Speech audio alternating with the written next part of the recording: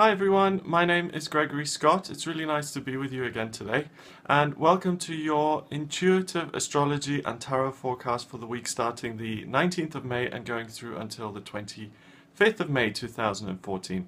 There's a couple of things happening this week which are really interesting and which will really give you kind of an insight into the energies you'll be working with. So I just want to give you a rundown of those and give you an idea of what's coming up this week really.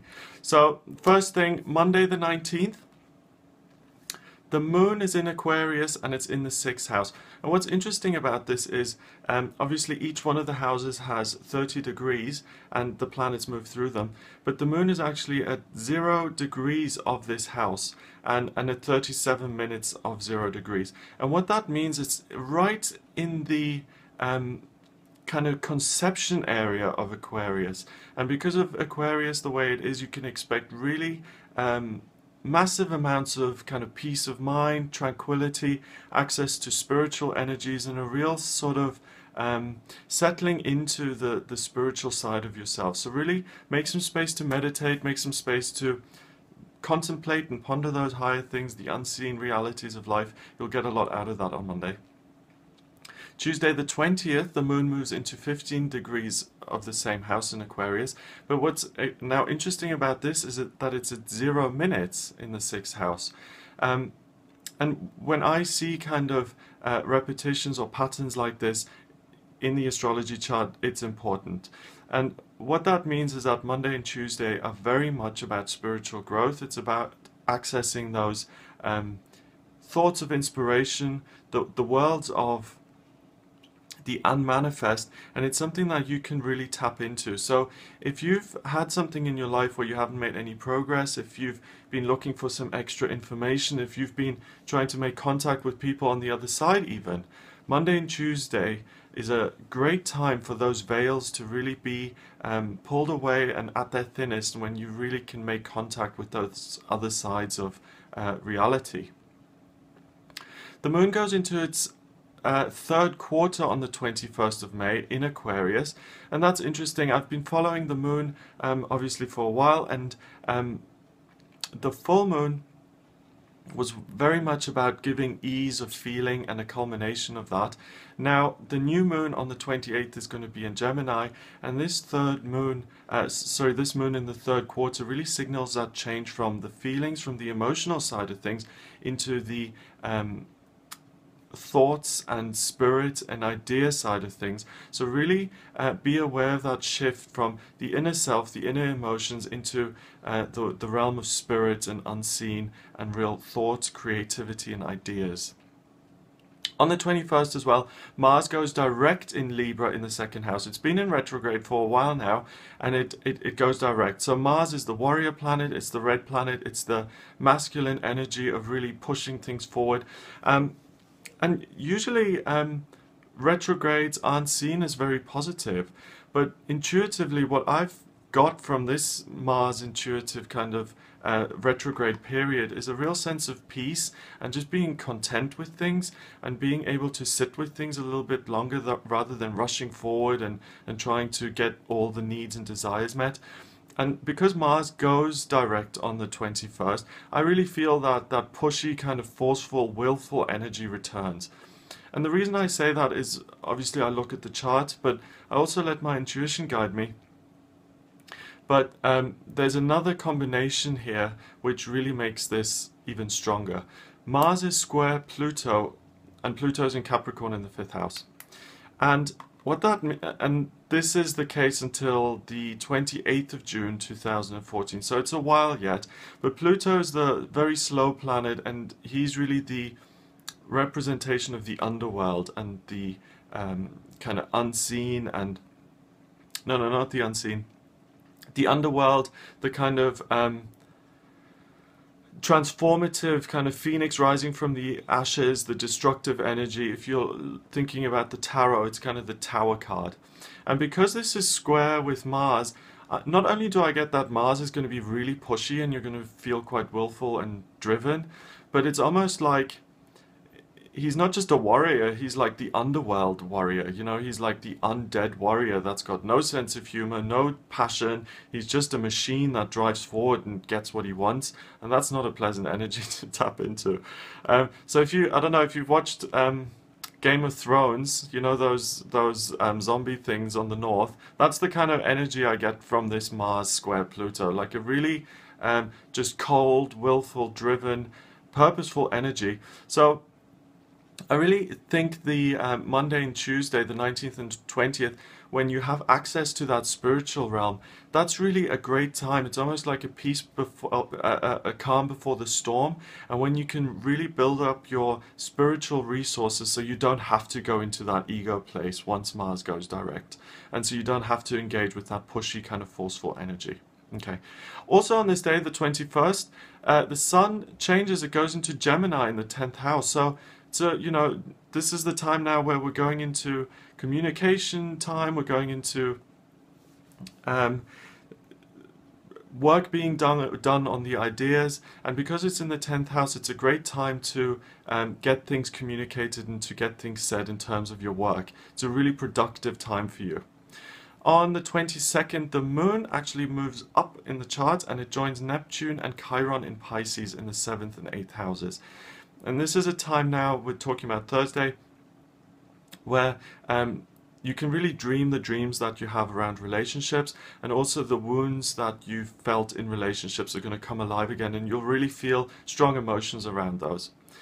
Those planets are kind of combined there, but they're actually connecting in a harmonious way to Jupiter, which is on the other side of the chart, and that's in Cancer in the 11th house. So if you have any difficulties in your relationship life, you can really expect help from your friends this week, especially on Thursday. If you're feeling bad about someone who's left you, or you're feeling heartbroken, connect with friends. You know, they'll help you get you out of that feeling and get you to do things. If you're really dreaming about a relationship the way it could be, but it's not getting there, have a chat with your friends about it, kind of share ideas, see what works, what doesn't work. It'll really lift you and get you out of that. 23rd, the moon moves away from those planets, and the feelings and the strength of those emotions ease off on Friday. Moving into the weekend, the 24th, the moon actually goes into Aries now in the 8th house, and it conjuncts Uranus in Aries in the 9th house. Okay, so now Saturday, things really kind of just get weird. Okay, Uranus is the rebel, he's the eccentric one. The moon is really what makes you feel comfortable, what you're at ease with. It's in Aries, so again, it's powerful, it's pioneering, it's going out there. So you're going to be very comfortable just being quirky, eccentric, unusual, giving a voice to your kind of weird ideas, and that's great. You know, those kind of weird moments are when some really wonderful new insights can be conceived and created. So really tap into your own inner weirdness on Saturday. It'll be wonderful and it'll feel good. Finally, to end this week, Sunday the 25th of May, the moon, Venus and Uranus in Aries actually all join together now, and they're in the 9th house. Okay, so I've talked about the weirdness of Uranus and the moon, but because Venus comes in there and it's in the 9th, this is a love for weird things. It becomes even more intense, and it becomes almost a time when you can study things that are unusual or away from the norm. Really tap into that, make use of it. You can unearth some real treasures here, some really unusual, non-mainstream stuff. So really get involved, check it out. And because these planets here, they're kind of, the energies are melding together, they oppose, so they're directly across from the north node of the moon, which is in Libra in the 3rd house. So what that means is that the potential for your relationships to get wild is huge. I'm talking about the kind of energy, the kind of weekends where you go out and you don't, you know, you go out on a Friday afternoon and you come back on a Sunday morning or something. Really the potential for wildness, for throwing caution to the wind, for really letting it all loose and just throwing caution to the wind, thinking short term, going wild, literally. The potential for that is huge in terms of the astrology this weekend.